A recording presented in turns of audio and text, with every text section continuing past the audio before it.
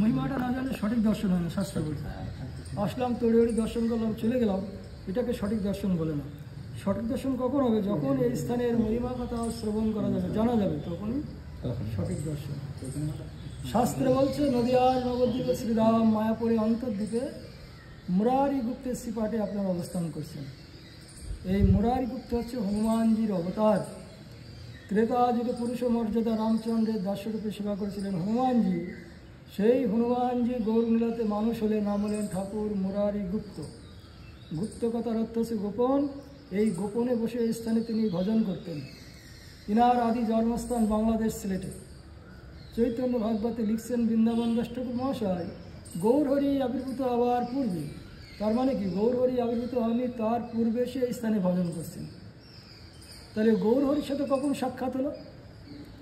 গৌর সুন্দরের যখন বয়স ৭০ বছর, অর্থাৎ ৭ বছর বয়স যখন, তখন গৌর সুন্দরের সাথে প্রথম সাক্ষাৎ হয়।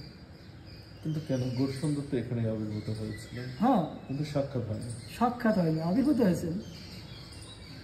গৌর সুন্দর যেখানে আবির্ভূত হবেন তার আগেই উনি জানতেন। তথাপি গৌর সুন্দর তার নীলাস্থলে আসবেন, কপত কপত হবেন, হাস্য কৌতুক নীলাটা করবেন, সেই বয়সটা কখন, তখন গৌর সুন্দর হবে। তিনি জানেন মহাপ্রভু গৌরহরি এখানে আসবেনই, একদিন আসবেন।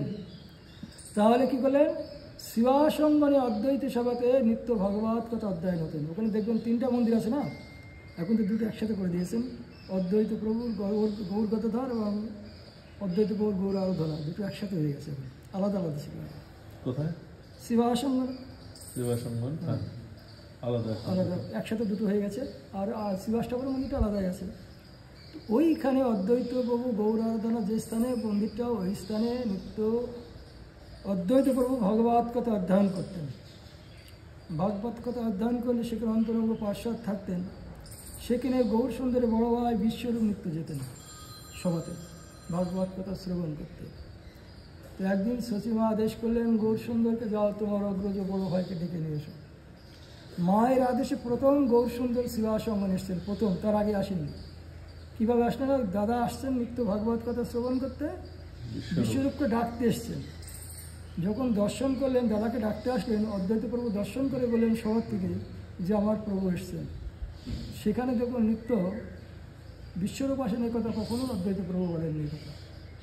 তাহলে গৌর সুন্দর প্রথম যেদিন সেই স্থানে গেলেন দাদাকে ডাকতে, তৎক্ষণাৎ দর্শন করার সঙ্গে সঙ্গে অদ্বৈত প্রভু বলে উঠলেন আমার প্রভু এসছেন।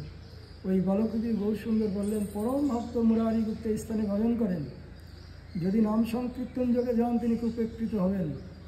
এই বালকরূপী ভগবান গৌর সুন্দর এই কথা শ্রবণ করা মাত্র তৎক্ষণাৎ অদ্বৈত প্রভু কোলে করে নিয়ে নাম সংকীর্তন যোগে এই স্থানে আসলেন। এই স্থানে যখন আসলেন, এই স্থানটি আবার ধাম মাহাত্ম্য গ্রন্থে বর্ণনা করছেন কেমন পরিবেশটা ছিল আগে। এমন পরিবেশটা ছিল না, এই পরিবেশ ছিল না। মহাপ্রভু আসার পূর্বে কীরকম পরিবেশ ছিল এটা বলছে, উচ্চ টিলা এবং অরণ্য বেষ্টিত। উচ্চ টিলা শব্দে খুব ঢিপে জায়গা, অরণ্য শব্দে জঙ্গল, জঙ্গলে পরিবেষ্টিত ছিল এই স্থানটি। আর উচ্চ ছিল। এই যে ধান ক্ষেত দেখছেন না, এটা ছিল বল্লাল সেন রাজার দিঘি। বল্লাল সেন রাজা যখন বসবাস করতেন এই স্থানে, তখন দিঘি খনন করেছিলেন। এই দিঘির নাম অনুসারেই এটা হচ্ছে বল্লাল দিঘি গ্রাম।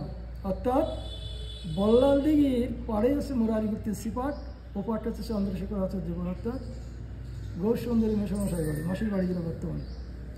তাহলে এই পাটটার মাটি কেটে কেটে ওই দিঘি ভরাট হয়ে গেছে। এর কত উঁচু ছিল? উচ্চ টিলা সম্বোধন করা আছে গ্রন্থে। অরণ্য বেষ্টিত মানে জঙ্গলে পরিবেষ্টিত।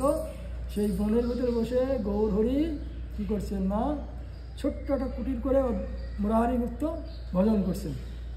উনি ভজন করছেন, জপ করছেন সীতারাম সীতারাম সীতারাম সীতারাম সীতারাম জপ করছেন। এই স্থানে যখন গৌরহরি আসলেন, গৌর সুন্দর দর্শন করে অন্তরে আনন্দ পাচ্ছেন যে মুরারি গুপ্ত উনি তো হনুমানের অবতার। ত্রেতা যুগে রামচন্দ্রের দাসরূপে সেবা করেছিলেন সেই হনুমান। ত্রেতা যুগ অতিবাহিত এখন দাপর যুগ, দাপর যুগে গরুর পাখি রূপে আসলেন।